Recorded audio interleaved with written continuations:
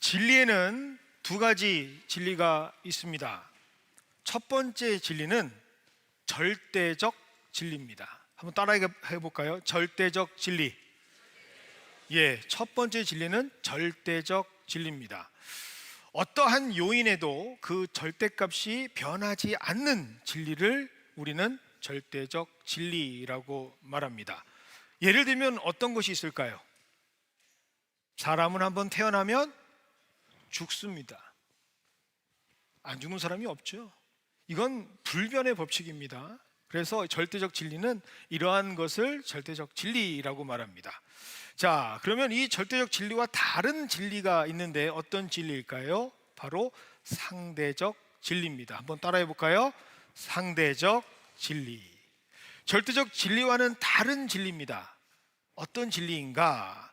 진리인 것 같기는 한데 그 상황과 조건이 맞아 떨어지면 진리가 되는 것이 바로 상대적 진리입니다.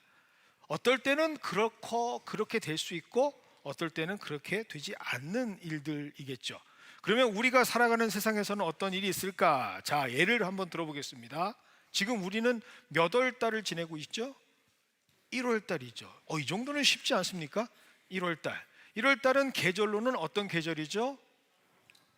겨울이죠. 그러나 우리가 살고 있는 북반구에서는 겨울이지만 반대인 남반부에서는 여름입니다. 그러는 이런 1월은 겨울이다라고 하는 것이 맞지 않죠. 이런 것이 상대적 진리라고 말합니다. 자, 그렇다면 여러분들에게 묻도록 하겠습니다. 하나님의 말씀은 절대적 진리인가요? 아니면 상대적 진리인가요? 너무 잘하시네요. 하나님 말씀은 절대적 진리입니다. 사람들이 동의를 하던 그렇지 않던 상관이 없습니다. 절대적인 진리이기 때문에 이것을 인정받던 인정하지 않던 상관이 전혀 없어요. 그냥 그 자체로 절대적 진리입니다. 이것을 인정하는 것이, 여기서부터 시작하는 것이 바로 신앙생활입니다. 그래서 여러분, 우리가 믿는다라고 했을 때 우리가 그 믿음의 근간이 되어지는 하나님의 말씀이 어떻게 시작할 수밖에 없느냐라는 것이 성경 제일 처음에 이렇게 기록되고 있습니다. 창세기 1장 1절이죠. 다 함께 한번 해볼까요? 시작. 태초에 하나님이 천지를 창조하시니라. 아멘. 이 절대적 진리를 대체할 수가 없어요. 진화론이 됐던 뭐가 됐던 아무리 세상에 정말 놀라운 업적을 부리고 있는 과학계의 권위자가 됐던 최고의 영성가가 묵상을 통해서 말을 하던 삼라만상의 이치를 다 깨우쳤다고 하는 신과 같은 존재가 아니라고 하던 상관이 없어요. 왜요? 절대적 진리이기 때문입니다. 그들의 의견과 그들의 주장과는 상관없이 하나님의 말씀은 절대적인 진리고 이것은 상대적일 수가 없습니다. 자, 그렇다면 하나님 말씀은 어떠한 것에도 영향을 받지 않는다라는 것을 우리가 깨달았죠. 하나님 말씀은 어떠한 상태가 되든 환경이 되든 전혀 문제를 유입하지 않고 작용하지 않고 그대로 실천에 되어지는 하나님의 능력입니다. 그래서 흑인이 됐든 백인이 됐든 동양인이 됐든 상관이 없습니다. 하나님 말씀을 받으면 구원을 얻습니다. 하나님 말씀을 들으면 삶이 변화가 됩니다. 정도 차이는 있겠죠. 당연히 제가 흑인 교회 가서 설교를 하면 이렇게 하면 여러분들 저 내려와야 됩니다. 알고 계시죠? 하나님이 해야 듣죠. 그러나 말씀 자체는 전혀 변화가 없습니다. 한국인이 됐든 미국인이 됐든 일본인이 됐든 예수님 시대에 살았던 아니면 지금 우리가 살고 있는 이 세상에 살고 있던 하나님 말씀은 절대적인 진리이니까 그 어떤 영향을 받지 않겠죠. 그러면 여러분 이것을 아셔야 돼요. 그렇다면 출애굽기에서 구름 기둥과 불 기둥으로 안위하셨던, 이스라엘을 안위하셨던 하나님은 그때의 하나님입니까? 아니면 지금도 우리와 함께 하실 수 있는 하나님입니까? 그렇죠. 이걸 믿는 게 신앙입니다. 여러분, 성경에 보면 모세가 손을 높이 들고 전쟁을 할 때 계속해서 기도를 합니다. 손이 내려오면 지고 손이 올라가서 내려오지 않으면 이깁니다. 그러면 그때 있었던 그 진리가 지금도 똑같이 적용됩니까? 안 됩니까? 확신이 없으세요? 이렇게 절대적 진리잖아요. 그러면 우리가 손을 들고 기도를 계속할 때 영적인 싸움, 하나님께 의지하는 싸움, 우리는 승리할 수밖에 없게 되는 것이죠. 그게 바로 절대적 진리라는 것이죠. 자, 이것을 분명히 알고 있는 사람들이라면, 이것을 절대적으로 신뢰하는 사람들이라면, 그렇다면 오늘 말씀은 우리에게 굉장한 의미로 다가와야 합니다. 14절의 말씀입니다. 그리스도의 사랑이 우리를 강권하신다라고 기록되어 있습니다.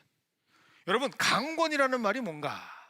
혹시라도 여러분 성경에 NIV 성경, 영어 성경을 보시면 이 강권이라는 말이 단어가 아주 독특한 단어로 기록이 되어 있을 겁니다. 우리한테는 좀 익숙하지 않은 단어이긴 한데요, compare이라는 단어입니다. COMPL이라고 하는 단어.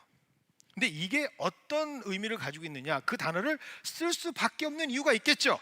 왜요? 이 단어가 가지고 있는 의미가 power or force to do something, 그러니까 무엇인가를 하게끔 만드는 힘, 그것이 뭐라고요? 강권이라는 단어입니다. 나의 의지와는 상관이 없습니다. 무엇인가 그렇게 되도록, 무엇인가 그렇게 행하도록 만드는 힘이 뭐라고요? 강권이라는 단어의 뜻입니다. 똑같은 말로는 성경에 어떻게 쓰여져 있느냐, 붙잡히다 라는 말도 있어요. 자, 그리고 두 번째 의미가 우리가 굉장히 잘 알고 있는 의미입니다. 휘어잡다. 우리 아내들이 많이 쓰는 단어 아닙니까? 휘어잡다, 강권하다. 양말은 똑바로 강권적으로 말씀하시지 않습니까? 그러니까 그 휘어잡다라는 의미가 바로 이런 의미입니다. 사로잡다, 지배를 받다라는 의미도 이 강권이라는 의미를 씁니다. 그 실예가 사도행전 18장 5절의 말씀이죠. 실라와 디모데가 마게도냐로부터 내려오매 바울이 하나님 말씀에 뭐라고요? 붙잡혀 강권받아 휘어잡힘을 받아 자연스럽게 뭐라고 고백하고 있습니까? 예수님은 그리스도시다 라고 하는 거예요. 내 의지를 가지고 얘기하는 게 아니라 자연스럽게, 나는 설명할 수 없는, 우리는 다 알고 있지만 어떤 힘에 의해서 내가 강권적으로 고백할 수밖에 없었다라고 할 때 이 강권이라는 단어를 사용합니다.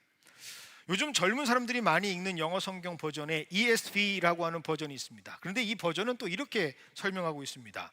하나님의 말씀이 우리에게 그 어떤 다른 선택도 할 수 없게 만드는 상태. No choice, no option. 자연스럽게 나도 어찌할 바를 모르게 마치 파도가 넘쳐 올라와 나를 덮칠 때 내가 감당하지 못하는 것처럼 그렇게 강권한다라는 의미를 우리는 오늘 성경에서 발견할 수가 있습니다. 그러면 성도라는 사람은 어떤 사람들이냐? 바로 자신의 삶이 자신의 노력으로 되는 게 아니라 나도 모르게 어떤 강권적인 힘에 의해서 이끌려가고 그 힘 때문에 다른 것은 생각할 수도 없게 만드시는 누구?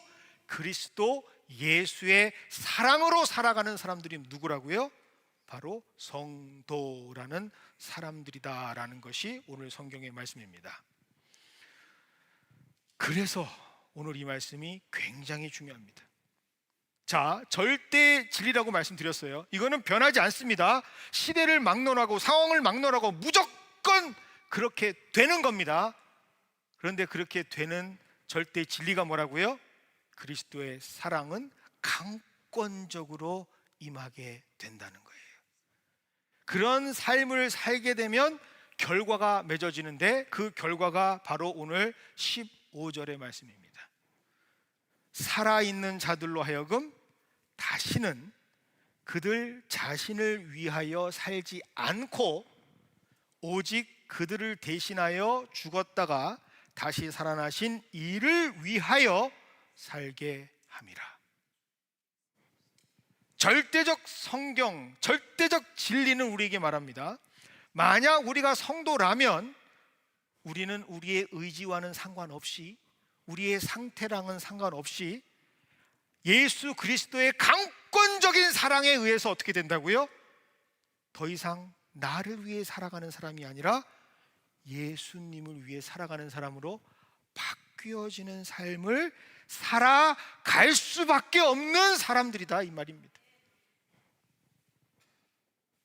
그러니 오늘 이 말씀이 누군가한테는 굉장히 큰 도전의 말씀이 되고 누군가에게는 걱정스러운 말씀이 될 겁니다. 분명히 성경에 그렇게 기록되어 있고 분명히 그 말씀이 절대적 진리라면 분명하게 강권하여서 내 인생이 어떤 인생으로 지금 가야 한다고요?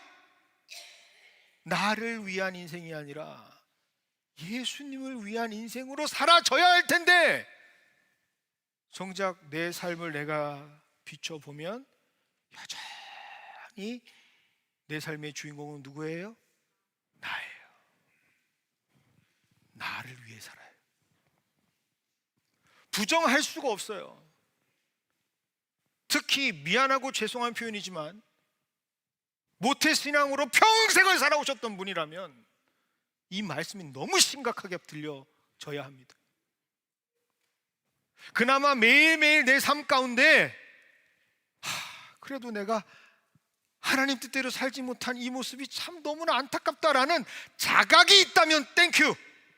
그나마 그 안에 강권하신 하나님의 역사가 있는 건데 여전히 없다? 내 삶에 일의 변화도 없다? 그렇다면 오늘 말씀이 굉장히 심각한 말씀으로 우리에게 선포되고 있는 거죠. 여러분, 만약 내가 절대 진리인 강권하시는 하나님의 사랑을 받았다고 생각하지만 변화가 없다면 죄송하고 미안한 말씀이지만 오늘은 솔직하게 여러분들에게 말씀드려야 될 것 같습니다. 그것은 그리스도의 사랑이 없는 것 아닐까요? 왜요? 그리스도의 사랑은 가만히 있는 사랑이 아니니까요. 그리스도의 사랑은 그저 책에만 있는, 성경 책에만 있는 사랑이 아니니까요. 그 사랑을 내가 받기만 하면, 갖고 있기만 하면 어쩔 수 없이 큰 파도처럼 나를 강권적으로 점점 변화시켜 나가는 힘이 있는, 어떤 시대를 초월해서, 어떤 상황을 초월해서 역사하는 힘이 있는 사랑이기 때문입니다. 그런데 그 사랑이 내게 있다고 하면서 나는 변화가 없다? 그 사랑을 내가 말하면서 고백하면서 내 삶 가운데는 여전히 내가 이기적으로 살고 있다? 여전히 예수와는 상관없는 세상 사람들과 전혀 구분이 안 되는 죄악 속에서 계속해서 나 중심으로 살고 있다? 여전히 내게 어떤 사람이 말을 하면 내 상처가 되면 그 사람을 위해서 저주하고 용서하지 못한다면 그건 강권하시는 그리스도의 사랑이 없는 것 아닙니까? 사실은 그리스도의 사랑이 없는데 있다라고 오해하고 있는 거 아닙니까? 실상은 나에게 없는 것을 내가 있다라고 스스로 착각하고 있는 건 아닙니까?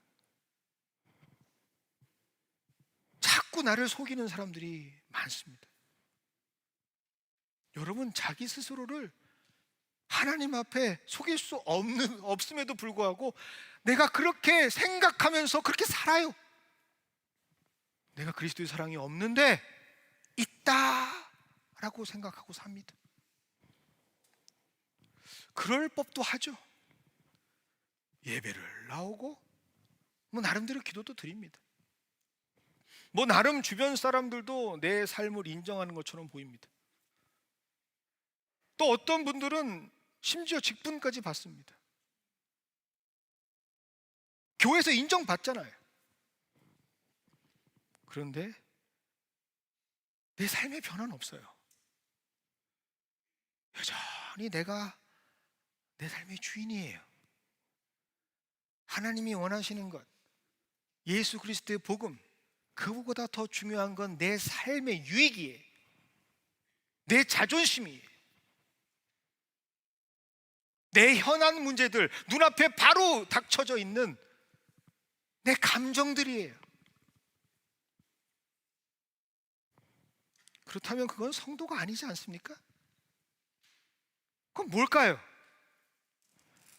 교회 생활하는 종교인이란 얘기죠. 왜요? 절대 진리는 분명히 선포하고 있기 때문입니다. 그리스도의 사랑이 있다면 내가 감당하지 못하도록 강권하시기 때문이죠.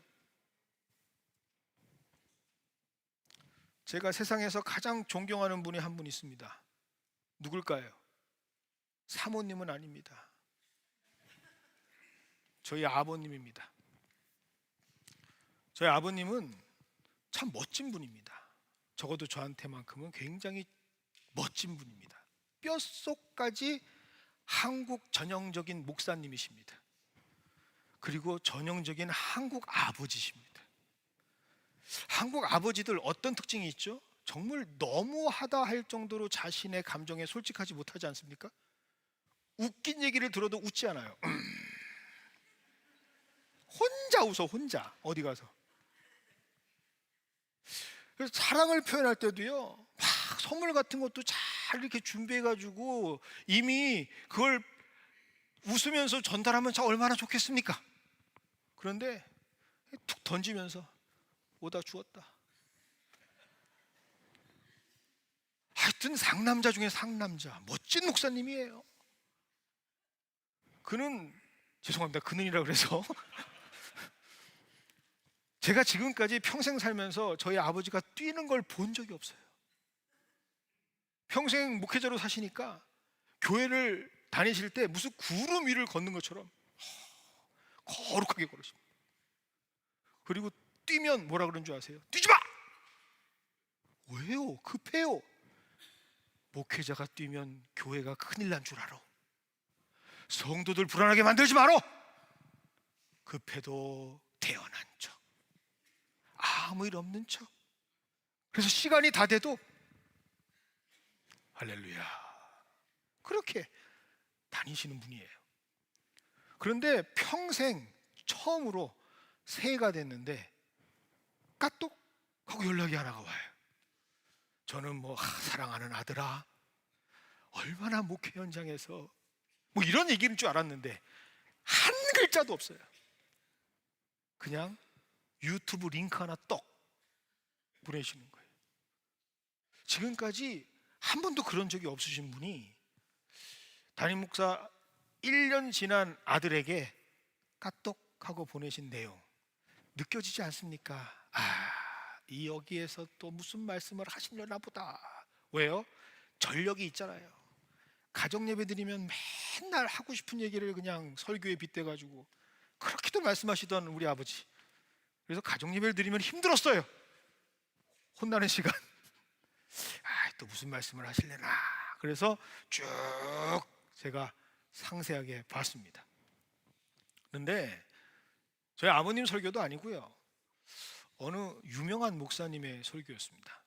뭐 말씀만 드리면, 조남만 드리면 다 아는 목사님이신데요. 근데 이 목사님이요, 은퇴를 하시고 몇 년이 지나서 사랑하는 후배들에게 하는 강좌 같은 자리에서 하시는 설교예요. 그래서 아마 여러분들은 보시기 힘든 자료일 수도 있어요.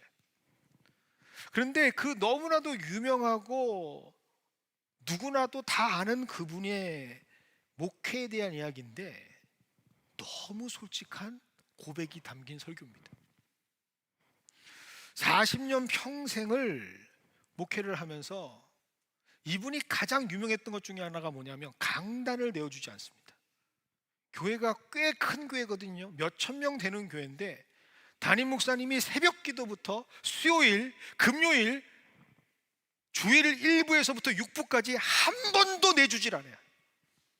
그래서 그 교회 부목사는 좋거나 나쁘거나, 설교를 하고 싶은 부목사 같은 경우는 평생 한 번도 못 하니까요. 그런데 관심 없는 사람은 너무 좋죠.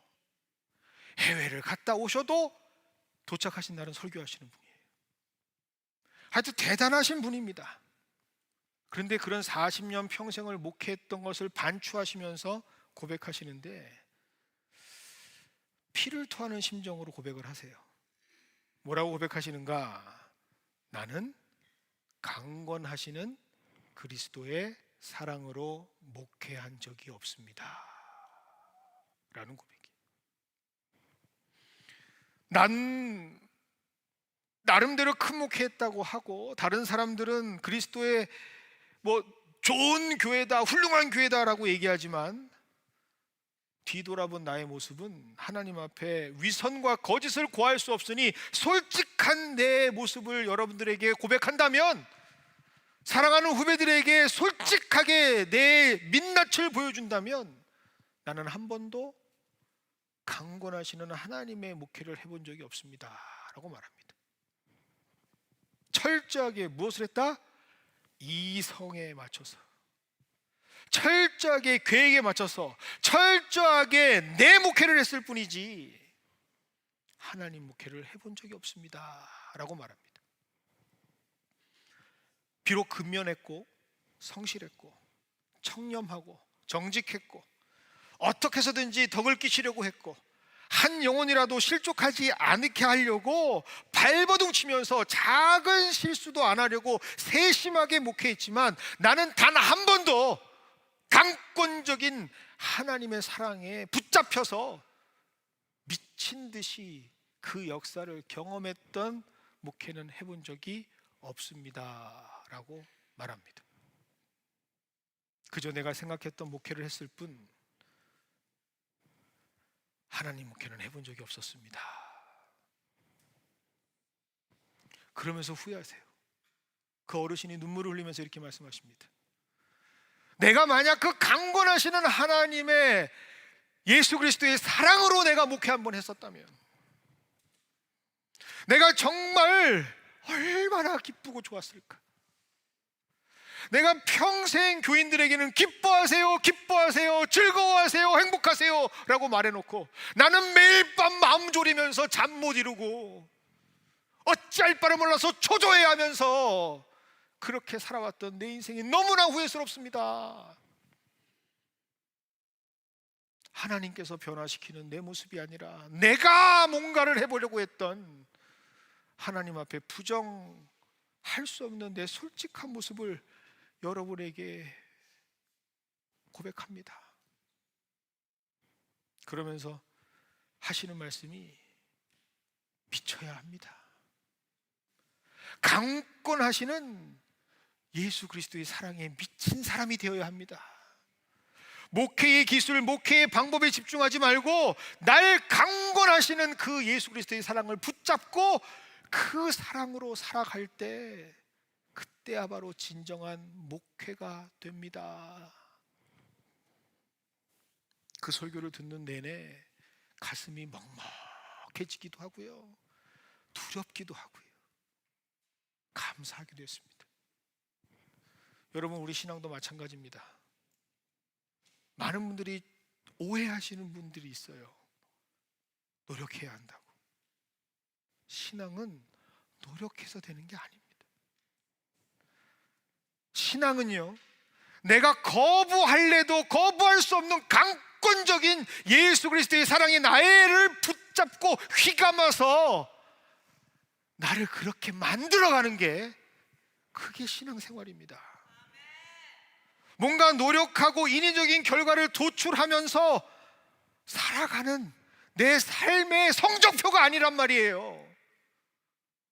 나도 모르게 하나님께서 빚으시는 형상으로 만들어져 가는 그는 토기장이가 되시고 나는 진흙이 되어 그의 손에 따라 움직여지는 강권적인 역사의 주인공이 되는 것이 바로 신앙생활이라는 것을 여러분 꼭 기억하시기를 바랍니다. 그래서 내가 강권하시는 예수 그리스도의 사랑이 있다면 조금은 달라져야 돼요.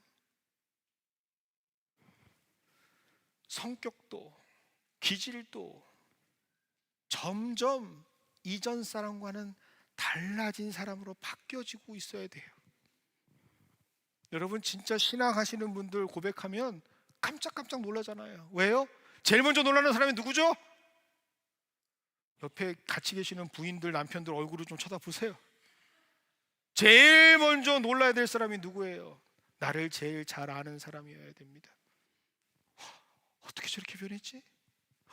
어떻게 저렇게 달라졌지? 왜요? 그게 바로 하나님께서 만지고 있다라는 증거이기 때문입니다. 그래서 진정한 신앙생활은 내가 아닌 하나님께서 우리 표처럼 내가 시행하리라, 그렇게 하나님께서 만들어 가시는 인생이 되는 것, 그것이 바로 진정한 신앙인이 되는 것이죠. 하나님께서 주권적으로 인도하시고 강권하시는 그 사랑이 바로 이러한 사람이라면 내 중심적으로 살아갈 수가 없습니다. 그래서 다시 한번 여러분께 강권적으로 말씀드립니다. 여전히 내가 그 모습이라면 우리에게 필요한 것은 무엇이죠? 강권하시는 예수 그리스도의 사랑입니다. 여러분 그 사랑을 어떻게 받을 수 있을까요? 그 사랑을 우리가 어떻게 우리 인생 가운데 움켜잡을 수 있겠습니까? 누가복음 11장 9절과 10절은 이렇게 말씀하시고 있습니다. 내가 또 너에게 이르노니 구하라 그러면 너에게 주실 것이요 찾으라 그러면 찾아낼 것이요 문을 두드리라 그러면 너에게 열릴 것이니 구하는 이마다 받을 것이요 찾는 이는 찾아낼 것이요 두드리는 이에게는 열릴 것이니라. 부르짖으면, 문을 두드리면, 강청하면 주시는 것이 바로 예수 그리스도의 사랑이라는 사실을 꼭 기억하시는 우리 모두가 되기를 원합니다. 그런데 너무나 안타깝게 목회를 하면서 깨닫게 된 사실 중에 하나가 뭐냐? 성도들이 이걸 모르지 않다라는 거예요. 알고 있다라는 거예요. 제가 청년 목회를 할 때는요 잘 몰랐어요. 그래서 이 아이들이 모르니까 못하는구나 생각해가지고요 소리를 꽥꽥 지르면서 그렇게 난리 치면서 목회했습니다. 바뀌어야 돼 얘들아, 하나님 뜻을 알아야 돼. 알고 봤는데 목회해보니까 다 알아요. 근데 아는데 안 하는 거예요. 또 하나님 앞에 지침이 되실 거예요. 제가 한번 얘기해 볼까요? 여러분 우리 다 성경 가지고 있죠? 다 성경들 있으시죠? 성경책이 아니라도 핸드폰에 성경 다 가지고 있죠? 나 하나님 말씀 가지고 있어요. 나 하나님 말씀 늘 가지고 있어요. 그런데 봐요? 봅니까? 얼굴들이 핏빛이 안 좋아지시는 분들이 계시는데 저한테 거짓말 할 필요는 없어요. 왜요? 여러분 디바이스 저한테 전해주시면 제가 다 검색해보면 나와요. 어떤 어플리케이션 몇 분 썼다라는 거 다 나옵니다. 그리고 하나님이 다 알아요. 웬만하면 여러분 핸드폰에 있는 성경책은요 정말 비상시에 쓰는 거고요, 핸드폰 말고 성경책 가지고 다니시는 게 좋겠습니다. 왠 줄 아세요? 핸드폰은요 제가 해봐서 알아요. 스마트폰은 제가 해봐서 알아요. 성경 읽겠다고 마음 주고 주여 이러고 보면 까똑 그거 쭉 눌러요. 또 집중이 안 돼요. 집중이 궁금해요. 성경을 읽고 있는데 그 내용이 뭘까, 어떤 누구였을까, 계속 마음 뺏겨요. 그래서 성경은 성경대로 있는 게 좋습니다. 여러분 제가 첫째 주 한 4일 동안 금식을 했습니다. 전혀 그렇게 안 느껴지시죠? 채워서 그렇습니다. 회복이 빨라요 제가. 그런데 이 금식하면서 제가 경험하고 체험한 것 중에 하나가 뭐냐면 정말 놀라운 하나님의 센스, 영적인 감각을 좀 체험하게 됐는데요, 제가 4일 동안 계속 집중했던 게 뭘까요? 사실은 기도였으면 좋겠는데 물입니다. 왜요? 요즘 유일하게 먹을 수 있는 게 물밖에 없잖아요. 그래서 항상 물을 가지고 물을 먹었더니 3일째 되던 날 놀라운 일이 벌어집니다. 제가 분명히 첫날부터 그 기도원에서 세수를 하고 양치를 하고 물을 썼거든요. 그런데 그 물에 악취가 난다는 걸 발견해요. 제 감각이 열리는 거예요. 물에 집중했더니 물에 대한 감각이 열리니까 맛도 느끼고 물의 질도 느끼고 모든 센스가 열리는 거예요. 마찬가지입니다. 여러분이 하나님께 집중하시잖아요. 그러면 뭐가 내 삶의 생명수인지에 집중할 수가 있어요. 뭐가 나를 죽이는 것이고, 뭐가 나를 힘들게 하는 것이고, 뭐가 나를 낭망하게 하는 것이고, 뭐가 나를 살리는 것인지 여러분 영적으로 구분할 수가 있습니다. 그게 뭐예요? 집중과 선택이라는 사실입니다. 그래서 여러분 그 집중과 선택을 하셔야 합니다. 그게 뭐야? 집중과 선택이 여러분 마음 안에 하나님을 향한 사모함과 간절함이 있으셔야 돼요. 여러분 죄송한 얘기지만 우리 교회 지금 다 한 자리에 있습니다. 예배 드리고 있습니다. 잘하시는 거예요. 정말 잘하신 겁니다. 그런데 이것만으로는 부족해요. 뭐가 더 필요한 줄 아세요? 간절함과 사모함이 있어야 돼요. 여러분 우리가 교회를 다니지만 신앙생활 한다고 하지만 누구는 변화를 받고 누구는 기적을 체험하고 누구는 하나님 만나는 맛을 아는데 내가 모른다? 그 이유는 이 사모함과 간절함이 없기 때문입니다. 이번에 기도원을 갔는데 그 기도원에 나무들이 굉장히 많더라고요. 또 그 앞에 크릭이 물이 쫙 흐릅니다. 얼마나 멋있는지. 물이 흘러가는 거 보면서 저도 같이 구름을 쳐는 것처럼 묵상하면서 워킹 플레이어.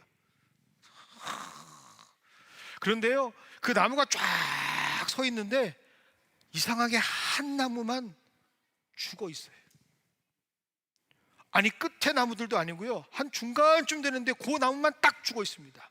왜요? 시냇물 옆에 쭉 서 있는데 그 나무만 그렇게 돼 있어요. 그래서 왜 그런가 전공하는 친구한테 물어봤더니 이 친구가 이렇게 답합니다. 목사님, 물가에 있다고 다 사는 거 아닙니다. 그 뿌리가 물가로 향해 있어야 합니다 라고 말합니다. 예레미야서 17장 7절부터 8절까지 말씀 이렇게 기록되어 있습니다. 그러나 무릇 여호와를 의지하며 여호와를 의뢰하는 그 사람은 복을 받을 것이라. 그런데 잘 들으세요. 그는 물가에 심겨진 나무가 그 뿌리를 강변에 뻗치고 향해야 있어야 된다는 거예요. 다 물가에 심겼다고 생명을 얻는 게 아니라 어떻게 한다고요? 그 뿌리가 물로 향해 있어야 된다는 말씀입니다. 여러분 성경에 보면 예수님을 봤다고 다 나음을 입습니까? 예수님 다닐 때 수많은 군중들이 예수님 예수님 하고 쫓아다니는데 다 그 사람들이 기적을 체험하고 다 나음을 입습니까? 아닙니다. 성경에 기록된 사람 어떤 사람들이죠? 대표적인 한 사람, 내가 그 예수의 옷자락을 만지더라도 내가 나음을 입겠다라고 사모하고 간절히 사람들을 비집고 들어가서 예수의 옷자락에 살짝 닿았을 때 어떻게 됐다고요? 깨끗함이 그에게 임하였더라. 여러분 그 간절함과 사모함이 우리에게 있어야 합니다. 그 자리가 어떤 자리일까요? 바로 기도하는 자리입니다. 2024년 우리 연합장로교회 그 기도하는 자리를 하나님께서 허락해 주셨습니다. 불금! 북치기 박치기 북치기 박치기 북치기 박치기 김대리 김대리 김대리 김대리 그런 데 가지 마시고요. 어디로 와야 돼요? 그 하나님께서 부르시는 그곳에 와야 되지 않겠습니까? 그래서 간절함과 사모함으로 주여 내게도 주시옵소서, 강권하시는 예수 그리스도의 사랑을 내게도 주시옵소서. 그래야 나도 변하지 않겠습니까? 언제까지 내가 이렇게 살겠습니까? 왜 내 삶 속엔 선한 영향력이 없습니까? 왜 내 자녀들에겐 신앙이 하나님의 사랑이 나를 통해서 역사하지 않습니까? 여러분, 그 자리를, 기다리는 그 자리를 사모하면서 나오세요. 그래야 변화가 일어납니다. 절대적 진리, 하나님의 말씀이 내 삶 가운데서도 강권하실 수 있다라는 말입니다. 그렇게 2024년 12번의 시간 꼭 함께 하기를 원합니다. 그렇게 될 때 2025년 송구영신 예배를 드리고 이 자리에서 기도를 받을 때 2025년 기도 제목 하면서 자신 있게 써 내려가세요. 하나님, 2024년 이 1년을 나에게 강권해 주시는 사랑 때문에 내가 변화를 입으니 감사합니다. 이제 이 받은 변화대로 내가 2025년을 새롭게 맞이하게 하여 주시옵소서. 그렇게 참맛을 아는 강권하시는 하나님의 사랑을 누릴 수 있는 우리 모두가 되기를 원합니다. 그것이 바로 오늘 우리에게 주시는 하나님의 복음의 말씀입니다. 이 말씀이 우리 모두를 살리는 귀한 은혜가 되기를 주님의 이름으로 축원드립니다.